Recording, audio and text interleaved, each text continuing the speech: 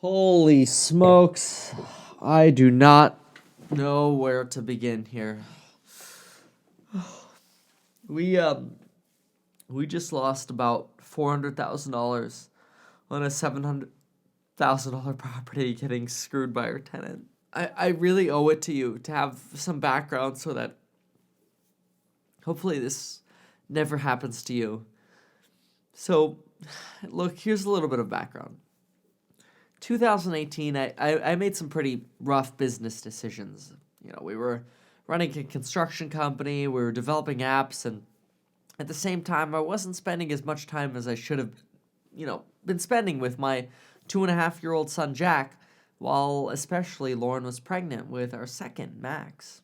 And I ended up spending so little time with the little guy that he'd come over to me and go, "Hey, Grandpa, you want to see this?" And I'd have to tell him, "I'm not Grandpa, I'm Dad."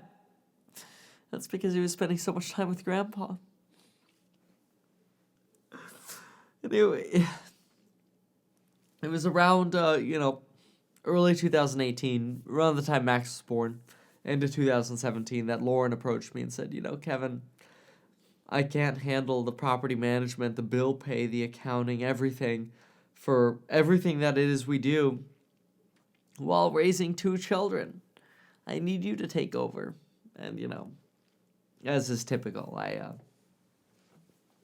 I may have responded with, "What the You just need me to go collect the checks? That's property management? No problem. I'll do all of it. It's all good. Don't worry. I got it handled." Yeah. One of the first things I started doing was pulling out debt against all the properties we owned because I thought, if we own 10 properties, why not just leverage up and get to 15 properties or 20 properties where we are, Why not? Oh, I got a bunch of traveling going on. Doesn't really matter anyway. They're just tenants. Come on. Just how hard can it be? Just park the tenants, collect the rent check. It's done. And it's when I slowly, through 2018, started realizing what tenants really require of you. That is, I started giving rent abatements to some of our tenants that had issues. Pretty much anytime an issue would come up, I would just say, "Take it out of the rent. Don't worry. Just take it out of the rent."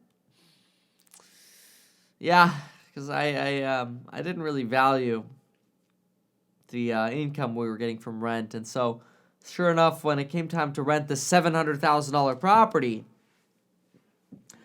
I just thought, whatever, I'll just do what Lauren does. I'm sure all she does is just throw it up on Craigslist and put a sign in the yard. Like, what more could there be? That's it. What more could there be? And so I posted the property, and then, I ended up showing the property pretty quickly. I'm pretty good about setting up appointments fast, so I set up an appointment, and we ended up finding these tenants, Nicola and Ivan. Great people. Very, very great people. They, had a freshly washed car. They had jobs in Bulgaria. In fact, they were mostly just living off their cash flow from investing in multifamily real estate. And initially I thought, that's a little odd. I mean, a lot of people can actually subsist off cash flow from multifamily real estate. But hey, you know what? Maybe good for you guys in Bulgaria. I mean, what do I know? And so, I wanted to run their credit because I knew that was one of the things on Lauren's checklist. She said always run their credit. But, they were from Bulgaria.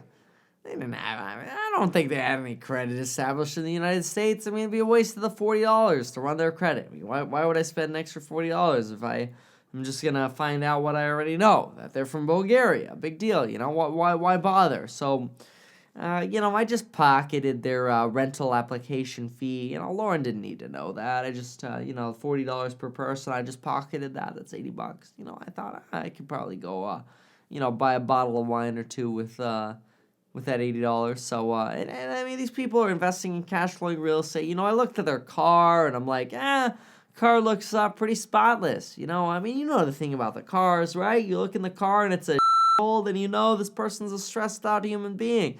You can't even keep their car clean. You look inside the car and you go, oh, wow, they got a filing cabinet up front. This guy's going to be an asshole. You'd be better off getting the guy that's got nothing in the car than the guy that's too organized or the guy that's too lackadaisical. You know what I'm saying?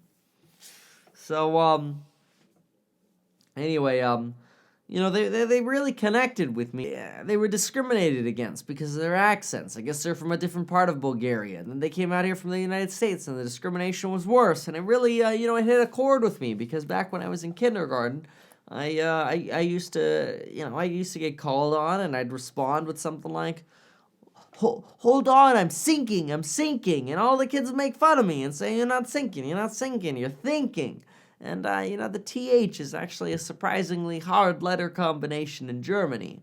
I was born in Germany. My entire family's German. I mean, it's just is what it is. Ancestry DNA says I'm even part Jewish. So I don't know. I don't understand it all. But anyway, I just couldn't fathom the idea of having to deal with unprofessional, unsophisticated tenants. So I thought, you know what, Nicola here and Ivan, you know what, you got the deal. Just give me first month and security. Perfect. That's $5,600. Not really supposed to commingle that with the other businesses. I did anyway, but, don't tell the IRS about that part, all right? Let's just keep that, let's keep that a little separate, okay? I just wanted somebody that wasn't going to call me all the freaking time.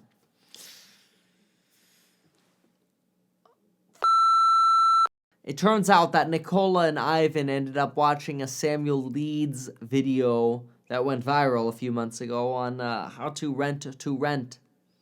And basically, they rented my place for $2,800 and then rented each of the 4 bedrooms we had available to 4 separate tenants, one of them being a drug dealer and the other people apparently all being his minions. That that went pretty far. And I mean, I'm not talking about marijuana. That stuff's legal out here. I'm talking about PCP, cocaine, heroin, methamphetamines. Do you know that every time you need to rent out a property and it's been contaminated by methamphetamines, or you need to go to sell, you need to disclose it in bold-faced typed font on a separate form? You're screwed market value-wise if you're buying a meth house, folks. Okay. When we finally got these people out, and I mean, you can see the pictures here of the stove, the plumbing, the condition of the property, the stuff they left in the property, the bedrooms, the yard, the furnace, the bathrooms. It's just, there's no stone not to unturned here. And it's starting to look like we're going to have to sell the rest of our properties in part of the negotiation with Lauren's attorneys. Now, she says that if I'm not fit to manage rental property, I'm not fit to be a dad, so she wants to divorce me.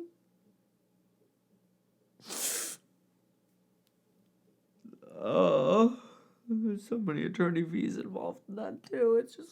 It's just all bad. But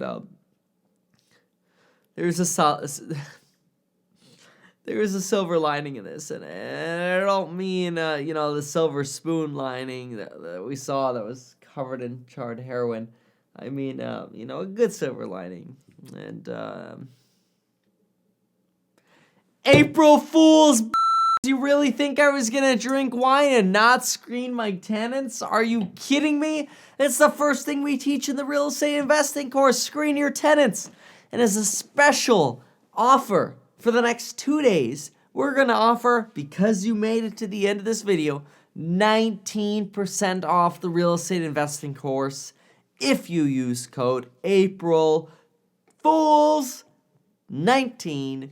You will get 19% off. Folks, thank you so much for being here. Of course, this did not actually happen. April Fools. But hopefully it gave you a little bit of insight into always screen your tenants, always rent credit, don't care where they're from. And if you want to learn more, join the real estate investing course. Folks, thank you so much for being here. And if you have questions, hit me up as a direct message on Instagram, and I'll do my best to get back to you. Thanks so much. Talk to you soon.